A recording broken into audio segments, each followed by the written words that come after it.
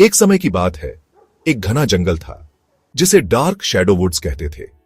इस जंगल के बीचों बीच एक पुराना खंडहर हवेली था जिसे डार्क मैंशन कहा जाता था। कहानियों में था कि इस हवेली में एक आत्मा रहती है और रात को एक काली मोमबत्ती जलती है। गांव वालों का मानना था कि यह कोई आम मोमबत्ती नहीं बल्कि जादुई है, ब्लैक कैंडल। गांव में एक लड़का था, वीर। वो बहादुर और जिज्ञासु था। उसे भूत प्रेत या जादू पर विश्वास नहीं था। उसके दादाजी ने उसे एक बार इस हवेली की कहानी सुनाई थी, कैसे एक जादूगर ने यह मोमबत्ती बनाई थी जो इच्छाएं पूरी कर सकती है, लेकिन हर इच्छा की एक कीमत होती है। उसके दादाजी ने उसे चेतावनी दी थी, बेटा उस हवेली के पास कभी मत जाना। लेकिन वीर की जिज्ञासा उस पर हावी हो गई। उसे रहस्य सुलझाना बहुत पसंद था। एक रात वो चुपके से अपने घर से निकला और जंगल में चला गया। चारों तरफ सन्नाटा था, बस उसके कदमों की आहट और दूर से उल्लू की आवाज सुनाई दे रही थी। जैसे जैसे रात गहरी होती गई, वीर का हौसला बना रहा। आखिरकार वो हवेली पहुंच गया। पुरानी दीवारें, टूटी खिड़कियां और जंग लगे दरवाजे देखकर उसकी रूह कांप गई। लेकिन वो रुका नहीं। उसने दरवाजा धकेला और वो चरमराते हुए खुल गया। अंदर घुप अंधेरा था। वीर ने अपनी टॉर्च जलाई, लेकिन वो अचानक बंद हो गई। फिर कमरे के अंदर से एक धीमी रोशनी आने लगी। वीर सावधानी से आगे बढ़ा और देखा, वहां एक मेज पर ब्लैक कैंडल जल रही थी।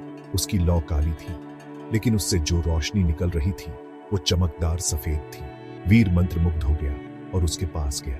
जैसे ही वो करीब गया, कमरे का तापमान गिर गया। उसके गालों पर ठंडी हवा का झोंका आया और फिर एक आवाज गूंजी, तुम्हारी क्या इच्छा है? वीर चौंक गया, लेकिन फिर उसने हिम्मत जुटाई और बोला, मैं सबसे बुद्धिमान और सबसे शक्तिशाली इंसान बनना चाहता हूं। आवाज ने फिर पूछा, क्या तुम कीमत चुकाने को तैयार हो? वीर ने तुरंत जवाब दिया, हाँ। उसी पर मोमबत्ती की लौ भड़की और फिर बुझ गई। वीर को चक्कर आया और वो गिर पड़ा। जब उसे होश आया तो वो अपने घर पर था, लेकिन सब कुछ बदल गया था। अब वो एक बार पढ़ने के बाद सब कुछ याद रख सकता था। मैथ्स, साइंस, लैंग्वेजेस, हर विषय में वो अव्वल आने लगा। लोग उसकी प्रतिभा पर हैरान थे। उसने जल्द ही अपने गांव का नाम रोशन कर दिया। अखबारों और टीवी पर आने लगा। लेकिन अजीब चीजें होने लगी। उसे रात में एक काली परछाई दिखाई देती जो उसके पीछे पीछे चलती रहती। जब भी वो कुछ नया सीखता, उसे भयानक सिरदर्द होता। एक दिन उसने अपने दादाजी से बात की। उसके दादाजी ने उसके चेहरे को देखा और गंभीरता से बोले, तुमने ब्लैक कैंडल जलाई थी है ना? वीर ने सिर हिलाया। उसके दादाजी ने कहा, बेटा वो मोमबत्ती एक श्राप है, वरदान नहीं। जितनी शक्तियां वो देती है, उतना ही धीरे धीरे वो इंसान की आत्मा को खा जाती है। हर बार जब तुम उससे फायदा उठाते हो, वो तुम्हारी आत्मा का एक टुकड़ा ले लेती है। वीर डर गया। उसे एहसास हुआ कि उसे इस जादू से मुक्त होना होगा। उस रात उसने हवेली वापस जाने और ब्लैक कैंडल को हमेशा के लिए नष्ट करने का फैसला किया। वो वापस जंगल में गया, हवेली पहुंचा। इस बार वो और भी डरावनी लग रही थी। दरवाजा खुद खुल गया। अंदर पहले से भी ज्यादा अंधेरा था। अचानक कई काली परछाइयां उसे घेर ली। उनमें से सबसे बड़ी परछाई बोली, तुम हमें छोड़कर जाना चाहते हो? तुमने एक सौदा किया था, तुम वापस नहीं जा सकते। वीर ने एक माचिस निकाली और जो तेल बनाया था उसे मोमबत्ती पर डाल दिया। इस चाली का अंत होना चाहिए, वो चिल्लाया और मोमबत्ती जला दी।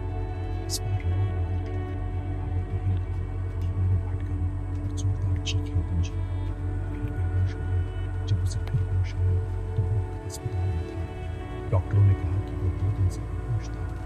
गांव वालों ने उसे बताया कि हवेली में आग लग गई थी, कुछ भी नहीं बचा। वीर अब सामान्य था। उसके पास कोई विशेष शक्ति नहीं थी, वो तेज याददाश्त नहीं थी, लेकिन वो अब चैन से सो सकता था। साल बीत गए। एक दिन एक बच्चा खेलते खेलते जंगल में बहुत अंदर चला गया। उसे एक टूटी हुई दीवार मिली। दीवार के पास मिट्टी में दबी हुई एक आधी जली हुई मोमबत्ती थी, ब्लैक कैंडल। उसने उसे उठाया और एक धीमी फुसफुसाहट सुनी, तुम्हारी क्या इच्छा है?